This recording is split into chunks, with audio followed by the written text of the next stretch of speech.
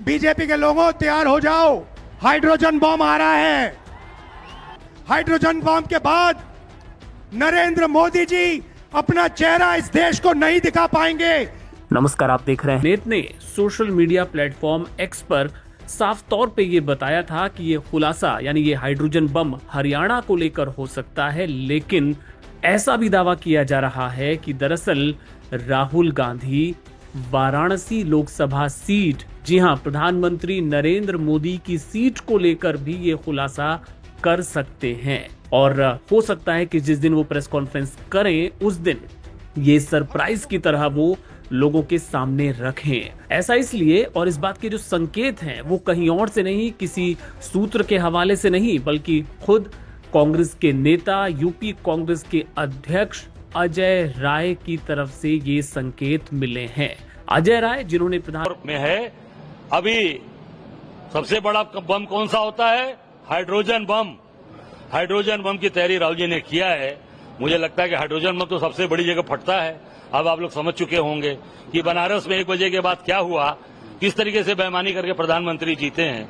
तो राहुल गांधी जी का इशारा आप समझ चुके होंगे, पर मेरी उनसे कोई वार्ता नहीं हुई, पर निश्चित तौर से आप समझ चुके होंगे कि उनका इशारा किस तरह लग रहा है। बनारस में भी हुई। बिल्कुल वोट चोरी हुई, तभी तो मोदी जीते हैं।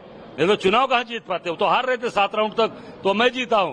उसके बाद 1 बजे पूरी तरीके से उसको लॉक कर दिया गया, अधिकृत वेबसाइट बंद कर दी चुनाव आयोग ने, और उसके बाद 4 बजे डिक्लेयर किया मोदी जी चुनाव जीत गए। उसके गवाह तो आप खुद हैं, आपको बाहर किया गया। कभी ऐसा हुआ था? आप सबको बनारस में पड़िया मंडी में किस तरीके से बाहर किया गया, आप समझ सकते हैं।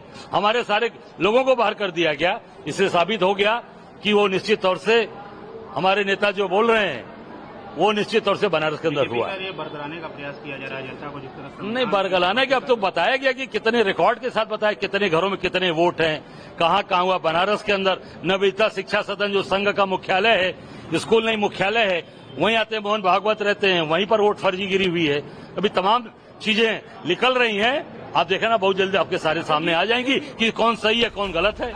तो सुना आपने, अजय राय साफ तौर पे कह रहे हैं कि ये खुलासा, क्योंकि पहले भी वो दावा इस बात को लेकर करते रहे हैं कि शुरुआती जो कुछ राउंड्स थे उनमें वो आगे चल रहे थे प्रधानमंत्री नरेंद्र मोदी से, और फिर अचानक से नतीजे पलट गए।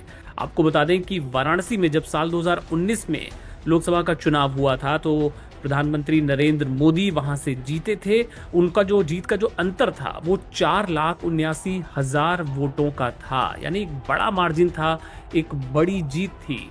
लेकिन साल 2024 में जब लोकसभा चुनाव हुए, प्रधानमंत्री यहां से बीजेपी के कैंडिडेट थे, तब उनकी जीत का जो अंतर है वो काफी कम हो गया था। वो रह गया था महज 1,52,000। गांधी के हाइड्रोजन बम का वाराणसी की सीट से भी ताल्लुक हो सकता है, इस पर भी वो खुलासा कर सकते हैं।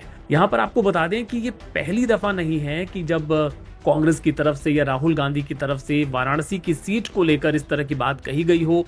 हमें याद है एक बार एक पब्लिक रैली में राहुल गांधी ने मंच से बाकायदा ये बात कही थी कि जितना ये जो अंतर था, अगर प्रियंका गांधी वहां से चुनाव लड़ती तो प्रधानमंत्री नरेंद्र मोदी को हरा देती। राहुल गांधी ने उस वक्त क्या कहा था, सुनिए जरा। और सिर्फ अयोध्या में नहीं भाइयों और बहनों, सिर्फ अयोध्या में नहीं, वाराणसी में जान बचा के निकले हैं प्रधानमंत्री।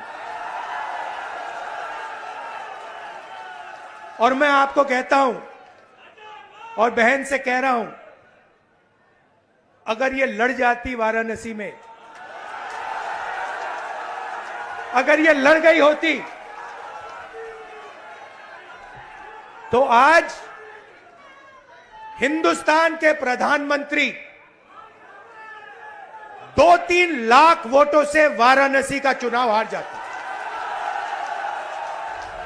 तो बहरहाल ये मात्र अटकलें हैं जो लगाई जा रही हैं। असली खुलासा तभी होगा जब राहुल गांधी प्रेस कॉन्फ्रेंस में सामने आएंगे, जैसा उन्होंने जो बेंगलुरु की महादेवपुरा सीट को लेकर किया था, क्या वैसा खुलासा वो वाराणसी को लेकर करेंगे या हरियाणा को लेकर करेंगे, ये देखना बेहद दिलचस्प होगा। इस पर नजर हमारी रहेगी, अपडेट्स आप तक पहुंचाते रहेंगे। आप देखते रहिए लाइव हिंदुस्तान।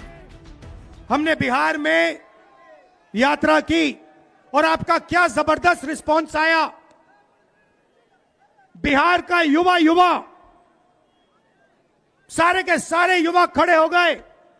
छोटे छोटे बच्चे जीप के पास आते थे, कहते थे वोट चोर, वोट चोर, वोट चोर। नारा फैल गया है और बीच में बीजेपी के लोग काले झंडे दिखा रहे हैं, है ना। अब मैं बीजेपी से कहना चाहता हूं, अच्छी तरह सुन लीजिए, बीजेपी के लोग अच्छी तरह सुन लीजिए। भैया, एटम बम का नाम सुना है आपने? सुना है एटम बम का नाम? उससे बड़ा क्या होता है? उससे बड़ा क्या होता है? एटम बम से बड़ा हाइड्रोजन बम होता है। होता है नहीं होता है? माधवपुरा में हमने एटम बम दिखाया था। बीजेपी के लोगों, तैयार हो जाओ, हाइड्रोजन बम आ रहा है, हाइड्रोजन बम आ रहा है, तैयार हो जाइए। आपकी जो सच्चाई है, वोट चोरी की सच्चाई है, वो पूरे देश को पता लगने जा रही है। राइट? बिहार की जनता, बिहार के युवा, बिहार के महिलाओं से मैं धन्यवाद करना चाहता हूं। यह क्रांतिकारी प्रदेश है। इसने पूरे देश को मैसेज दिया कि वोट चोरी नहीं होने देंगे। और ये जो आपने बिहार में किया है, हमारी जो मदद की, ये पूरे देश में फैल गई है, कोने कोने में फैल गई है। आने वाले समय में मैं आपको गारंटी करके दे रहा हूं, हाइड्रोजन बम के बाद नरेंद्र मोदी जी अपना चेहरा